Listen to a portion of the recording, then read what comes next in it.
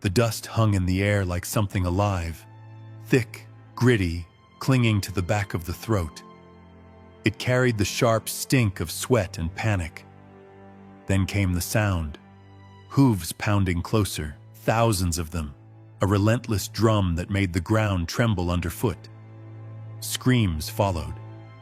High, sharp, tearing through the haze, rising from the heart of the city where the gates had just given way.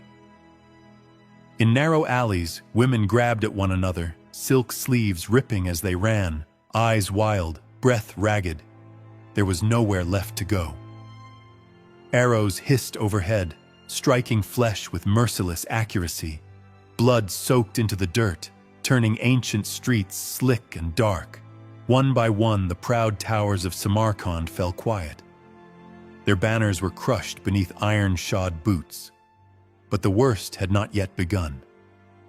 That waited in the hands of the victors, men who no longer saw people, only prizes.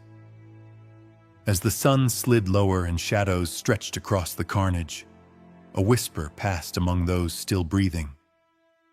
The horde had come not merely to conquer, but to erase. What you're about to hear involves massacre, enslavement, and the deliberate targeting of women in ways that still echo through history. These events come from chronicles written by witnesses and survivors, and they are deeply unsettling.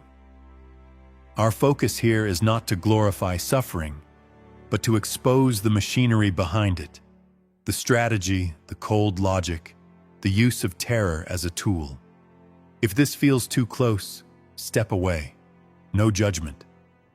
For those who continue, let's lift the veil. This was not random savagery. It was a calculated storm, engineered to break empires and rebuild them in the image of one man. In the year 1220, the Mongol horde descended on Samarkand, the glittering jewel of Central Asia, not in blind fury, but as part of a system of conquest that turned fear itself into fuel. The Khwarezmian Empire stretched from the Caspian Sea to the Indus River, wealthy, powerful, and confident. That confidence proved fatal.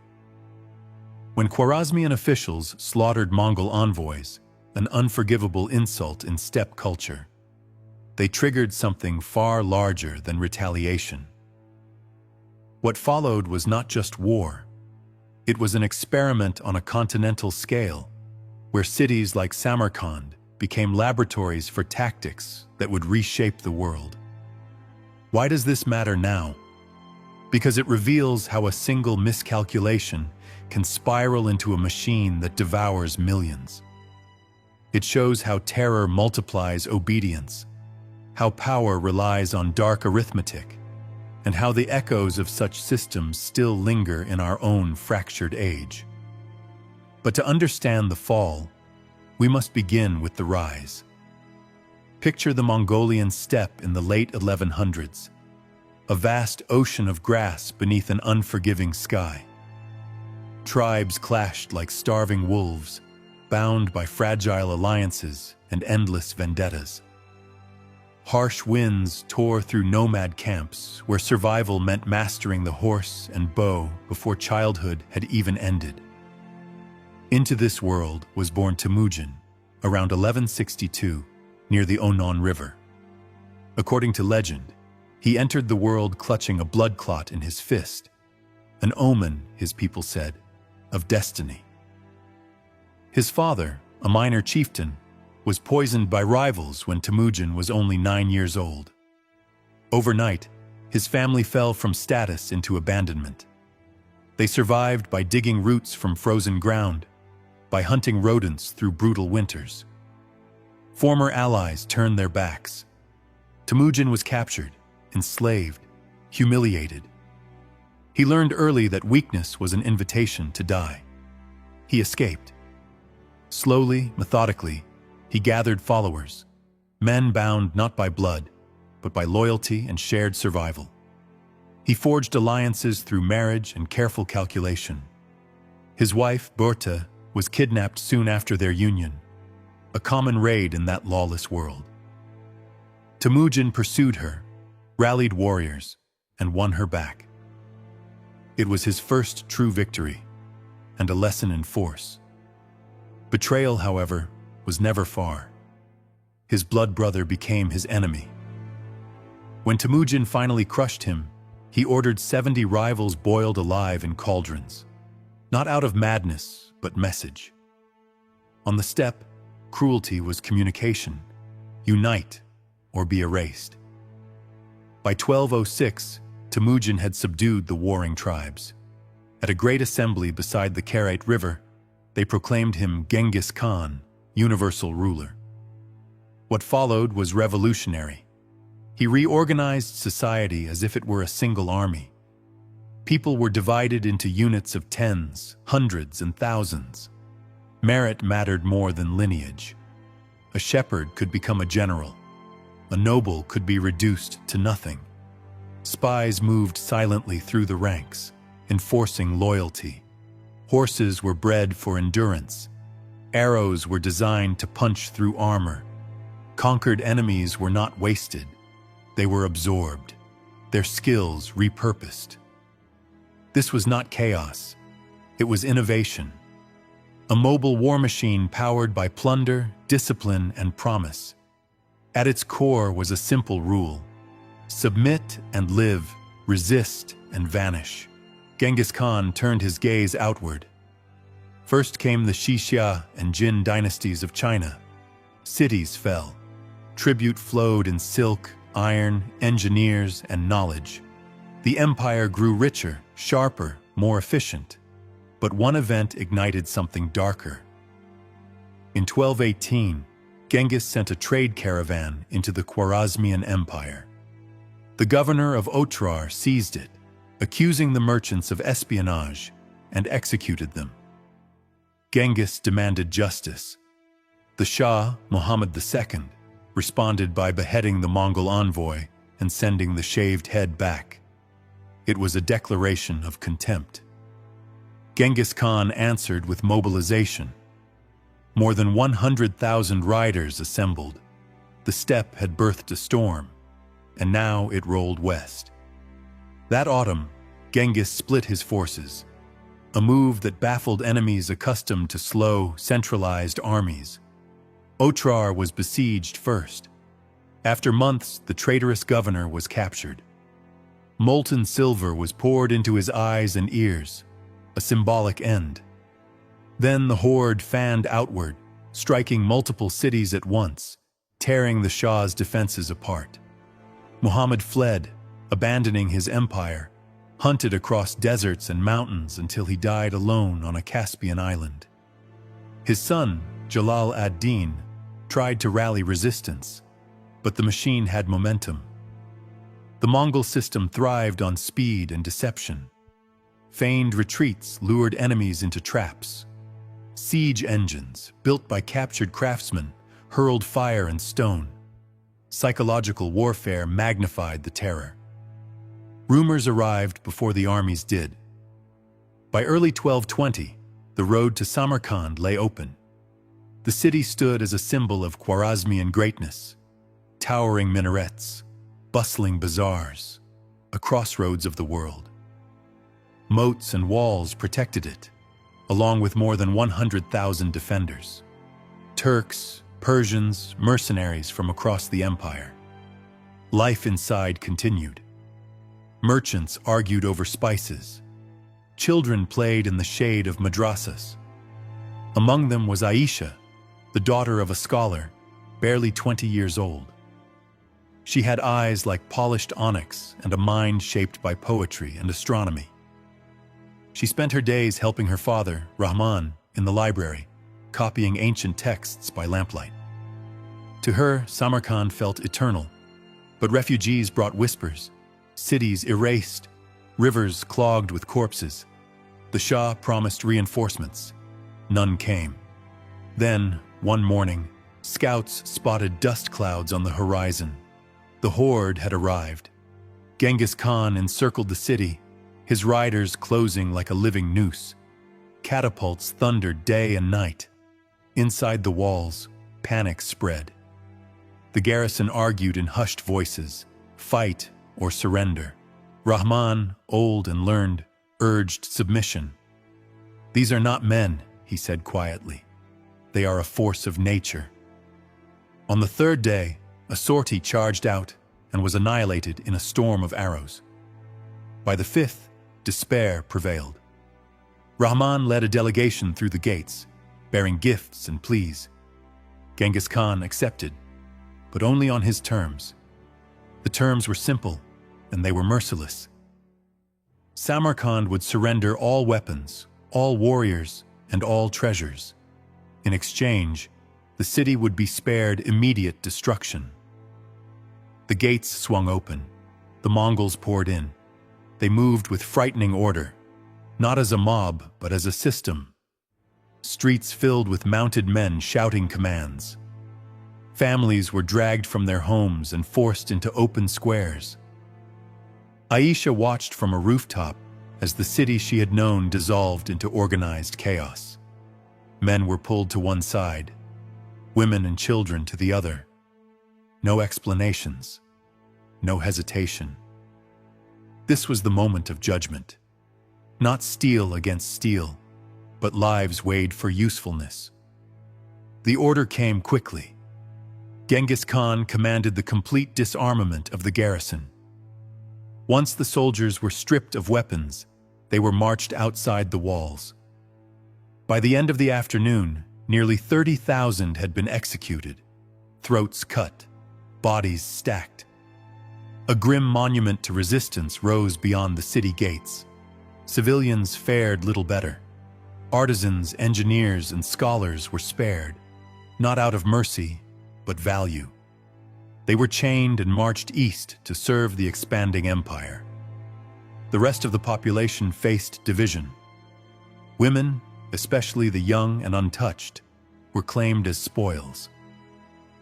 Aisha was seized in the crush, torn from her father as his voice disappeared beneath the screams. The Mongols did not act randomly. Quotas were enforced. Each warrior received an allotted share. This was not desire, it was policy. A mechanism to reward loyalty, fracture conquered bloodlines, and annihilate the will to resist. Rahman survived because of his knowledge. He watched, powerless, as his daughter vanished into the sprawl of the Mongol camps. Chroniclers would later argue over numbers, but many accounts suggest thousands of women suffered the same fate. Their lives repurposed inside a system that treated human beings as resources. Samarkand's fall was not about one city. It was a message broadcast across Asia. This is the cost of defiance. And yet, even in the ashes, something endured. Rahman was conscripted as an advisor, his mind put to work for the empire that had destroyed his home. Quietly, he observed. He noted weaknesses the Mongols rarely considered: their dependence on pasture for horses, the immense distances stretching supply lines thin. He wrote everything down, hiding his scrolls among looted manuscripts. It was a small act, but it mattered. Knowledge became resistance. The machine rolled on regardless. Aisha's story, reconstructed from scattered survivor accounts, did not return to Samarkand. She was taken east, forced into life within the horde, bearing children for a Mongol officer. Her former world faded into memory, replaced by a new identity imposed by conquest. The genius of the system lay in absorption, turning enemies into kin, erasing borders through blood. The pattern is uncomfortably familiar. Even today, empires reshape societies through forced movement and assimilation, often under banners of necessity or security. The cost is always personal. From Samarkand's ruins, the Mongol armies split apart like fragments of a shattered blade. Genghis Khan sent his sons Jochi and Chagatai north toward Urgench, the heart of the Khwarezmian realm. What followed shifted the narrative from calculated conquest to something far darker. A merchant from Bukhara, who fled ahead of the horde, later recorded the siege of Urgench in trembling script. The city stood on the Amu Darya River and resisted for months. In response, the Mongols dammed the river, flooding neighborhoods until walls collapsed. When the breach came, there was no restraint. Streets ran red, pyramids of skulls were stacked as high as houses. The merchant hid in a cellar, listening to neighbors dragged screaming into the streets. Women were herded like animals. Many were never seen again. This was not the swift, organized fall of Samarkand. This was grinding extermination. Even children were slaughtered in the frenzy. Some historians claim as many as 1.2 million died, though numbers vary wildly and were often exaggerated by chroniclers. But the intent was undeniable. The system rewarded excess. Plunder motivated the soldiers. Terror ensured future submission. And yet, in his account, the merchant noted a strange, haunting detail. Amid the smoke and ruin, a Mongol warrior paused to admire a captured peacock, its feathers shimmering with color. For a fleeting moment, beauty pierced the brutality, a reminder that even inside the machinery, humanity flickered. Then the killing resumed. Reports traveled rapidly through the Mongol YAM system, relay stations that carried messages across continents with astonishing speed. Commanders like Subutai, brilliant and ruthless, executed orders with precision. Promotion followed success. Failure meant disappearance. The violence spread south to Merv and Nishapur. In Nishapur, resistance cost the city everything. After a Mongol prince was killed, the order came down for total annihilation. Survivors were forced to count severed heads to prove no one remained alive. Entire regions emptied. Fields lay abandoned. The land itself seemed to recoil. The Bukhara merchant eventually escaped, disguised as a beggar, carrying his testimony with him. His words became warnings whispered in courts and marketplaces. This was the system's reach. Not just armies, but a web of fear unraveling societies from within. By late 1220, Samarkand lay subdued, but the war was not finished. Jalal ad-Din, the Shah's son, gathered remaining forces in the south and struck Mongol outposts with desperate courage. For the first time, the machine encountered meaningful resistance. Genghis Khan pursued him relentlessly across rivers, deserts, and mountains. The final confrontation came on the banks of the Indus River. Jalal's army was outnumbered, but fought with ferocity born of extinction. Arrows darkened the sky. Steel rang against steel. The roar of the river swallowed screams as men clashed in mud and blood. Genghis Khan watched from a hill, receiving constant reports from scouts, adjusting formations with cold precision. Jalal ad-Din charged again and again, breaking Mongol lines through sheer force of will. But each time, they reformed, disciplined, unyielding. One by one, Jalal's men fell, cut down, trampled, swept into the river's current. The air stank of iron and wet earth. Time itself seemed to slow. In the end, Jalal spurred his horse straight into the river, leaping from the bank and vanishing into the chaos of water and foam. He escaped into India. Genghis Khan watched in silence, then spoke words that carried unexpected respect. A father should have a son like this. But the field behind him told the real story. Thousands lay dead. The river carried bodies downstream. This was not horror in detail, but in scale. An empire lay shattered. Its people were dead, scattered, or absorbed. And here, at last, a fracture appeared. The pursuit had stretched Mongol lines thin. Overreach had exposed vulnerability. Genghis Khan called off the chase and turned back. The system bent, but it did not break. Even as the Mongol armies withdrew, the damage they left behind continued to spread. Cities smoldered, trade routes collapsed.